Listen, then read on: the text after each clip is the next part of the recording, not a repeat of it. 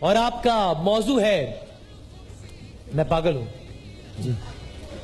وہ جو کہتا تھا کہ عشق میں کیا رکھا ہے، ایک ہیر نے اسے رانجھا بنا رکھا ہے، مگر جناب صدر میرا تو یہ حال ہے کہ پاگل بنا رکھا ہے، سر کو کھپا رکھا ہے، دل کو جلا رکھا ہے. میں آپ کو اپنی روداد سناتا ہوں. یونیورسٹی کا پہلا دن، میں نے اسے دیکھا، اس نے دوسری طرف دیکھا، میں مسکرایا، اس نے منہ بنایا. میں نے کہا میری جان میرے پیار کی غزل ہو تم، خدا کا مجھ پہ فضل ہو تم. کہنے لگی تمہاری شکل مارٹن لوتھر کنگ جیسی، تمہارے بال ہربھجن سنگھ جیسے. میں نے کہا محترمہ یہ گلاب کا پھول. کہنے لگی چل بے فضول، نہیں تجھ سے کوئی رشتہ قبول، جا تو مجھے سدا کے لیے بھول. لیکن جناب صدر میں اسے بھول نہ پاتا ہوں، دل و جان سے چاہتا ہوں، اس پہ پلکیں بچھاتا ہوں، کیونکہ اس کے پیار میں ہاں میں پاگل ہوں. میں جب وہ پھول لیے اس کے محلے میں جاتا ہوں تو اس کے بھائیوں کے مکے ہی پاتا ہوں، محلے کی گالیاں الگ کھاتا ہوں.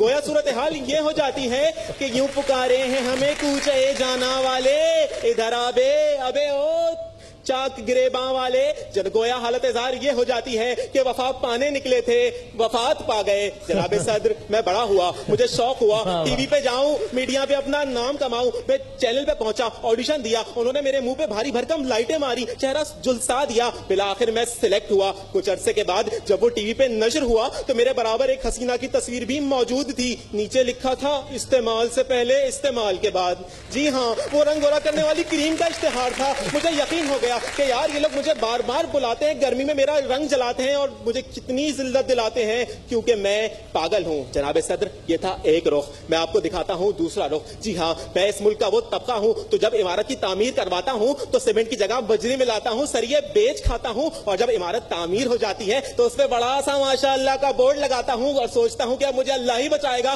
تو میں یہ کہنے پہ مجبور ہو جاتا ہوں کہ ہاں میں پاگل ہوں، کیونکہ میں اس ملک کی وہ عوام ہوں جو خربوزے تو سونگ سونگ کے چنتا ہوں مگر حکمران چنتے وقت اندھا ہو جاتا ہوں. تو میں یہ کہتا ہوں میں پاگل ہوں.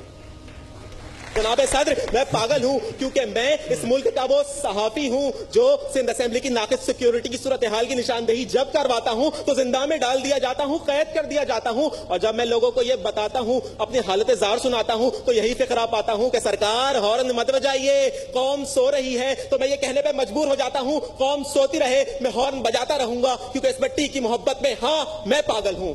Well done.